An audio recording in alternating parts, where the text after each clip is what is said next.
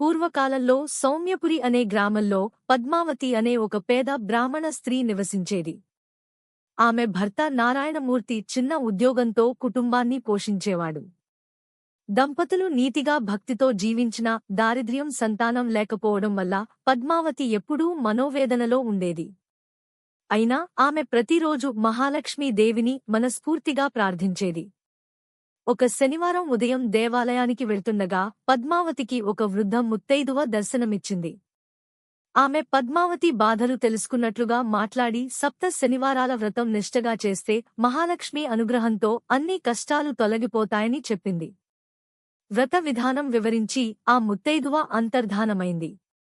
అప్పుడే పద్మావతి ఆ ముత్తైదువ మహాలక్ష్మీదేవియేనని గ్రహించింది.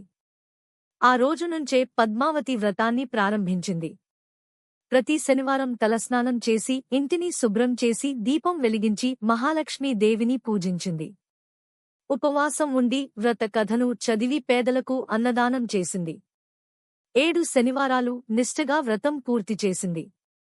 7వ శనివారం రాత్రి మహాలక్ష్మీదేవి కలలో దర్శనమిచ్చి పద్మావతి భక్తికి సంతుష్టురాలినయ్యానని వరమిచ్చింది. ఆ తరువాత ఆమె జీవితంలో ఐశ్వర్యం సుఖశాంతులు కలిగాయి. భర్తకు మంచి ఉద్యోగం లభించింది, సంతానం కలిగింది. అప్పటినుండి ఈ వ్రత మహిమను అందరికీ చెప్పసాగింది.